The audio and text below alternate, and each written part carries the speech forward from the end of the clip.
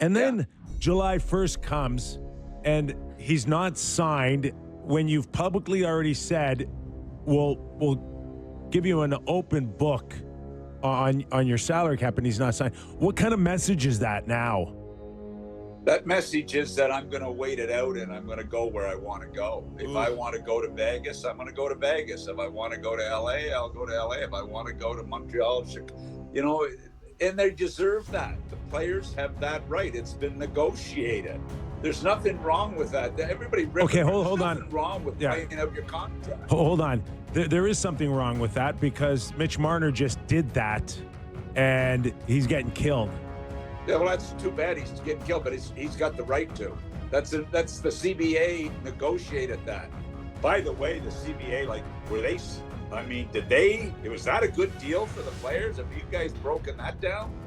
They can wear flip-flops to the game. Oh my God! What didn't you like, Matt? Seriously, Marty Walsh came in. How many years has he been in the job? 3 years, and what did he come up with? One last year on a contract. Was there anything else he got? Oh, and a dress code. That's right. I forgot about that. No. Did they get Here's the best one. Here's the best one. What? No fitness testing. Yeah. That was a weird one for me. What does that You're mean? not allowed to test if your players are fit? What are we doing here? The fitness test was always the greatest. I remember doing it with Mike Gardner in Washington, the Washington Capitals. And so Mike Gardner would be doing his dips, the dip bar. And you know what kind of athlete and condition he was in, Nick? Wow, listen, he scored 600 goals. Mike Gardner got to 700 goals. Come on. Bar. Mike got to 27 on the dip bar, and he stopped, and he said, and he was hanging there, and he said, Doug, well, how many did I do last year? I said, 28. He did 2 more and jumped down. Hey, he improved.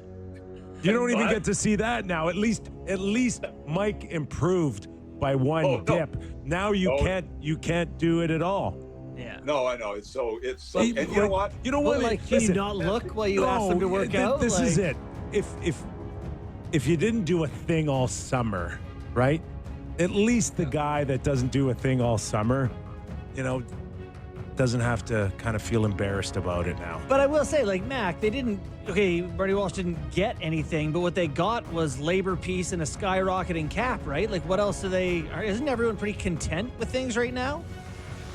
I guess they are, but I thought there was 2 or 3 areas that they got, they're losing a year on the contract. Is that not a big issue? They got, what did they lose? 1.15% off the HRR? Was that what it was that they gained on? I think there was some other issues there that I thought that Bettman and Daly did an unbelievable job for me, and the way they've kept peace. So I guess you compliment on that. Well, when you look at the contracts that were given out this year, you got to say the game's in a good place. I would love to know where the owners are financially. I keep hearing that, everything's great, $1 billion for a new franchise. I'd love to know the financial health of a lot of franchises. I really would. And I keep hearing rumblings, and I don't know if it's accurate or not. Mac, $2 billion is what everybody's saying for expansion now. How can it not be great? Because I know of teams that were sold that were losing 28 and 30 million, and they've sold for a lot of money. Mm-hmm. Because obviously it's a different business. Now look, there's some franchises that are doing unbelievably well. We know that. When I left the NHL, there was 17 teams losing money. So I suspect it's improved. I'd love to know how much and the real health of the league. I really would. And I guarantee you there's a lot of teams that are hurting. Yeah. Guaranteed. I mean, that would be fascinating. You think those teams would just sell their franchise and get very, very rich? And NBA teams are changing hands a little bit more frequently now that valuations are so bizarre.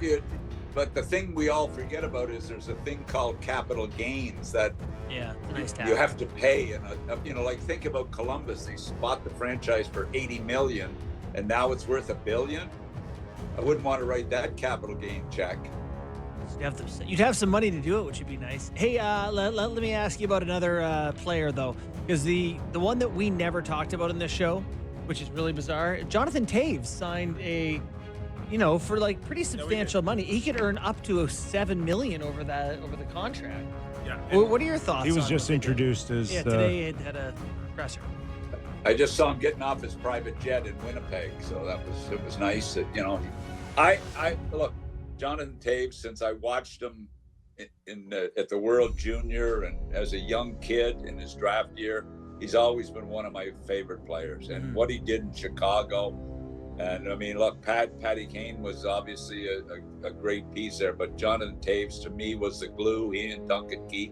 I love the pickup by Winnipeg. I really do. And with this guy with the heart and you know, hockey sense that he has, missing a couple of years, I think he's going to be a real good asset to the team. I really do. And I think it's a great sign for Winnipeg.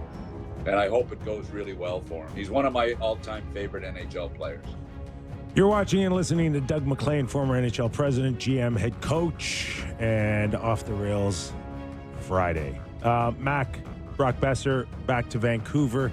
You know, for something that appeared pretty sour in terms of the negotiations all year, and then to have been on the block for a trade and then only to have your team say, it was really couldn't get this for him, or, you know, the value wasn't as good as we thought for him. And he ends up signing back there over 7 years at over $50 million.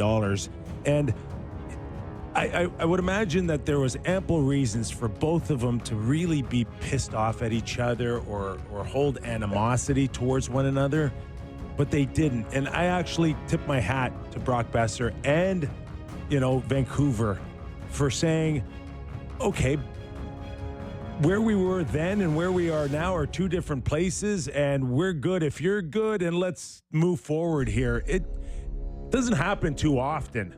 I can tell you that. Once you're pissed off. I came on this show today thinking, okay, it's the last show. You're not going to ask for a raise, are you? And I don't want. I've trended in Vancouver a few times this year because of this show, and I really don't want to trend right now. You're almost clear. You know about the no Canadian rule out there, and you know the Demko. I made comments about Demko. All of a sudden they give him $20 million a year. Something seriously. I can't remember the last time he played. But anyway, I'm gonna couch the conversation because I don't want to offend anybody in Vancouver. Oh, stop it. I just look at what's going on and I can't figure it out. You're right, Besser. I mean, I would have bet any money he was going somewhere else. And then I see Toronto tried to sign. So you got a choice. You're going to go to Toronto or Vancouver. You know, I kind of surprised. I thought Toronto would have a chance to get him. But, you know, I was told Marchand was going to be in Toronto.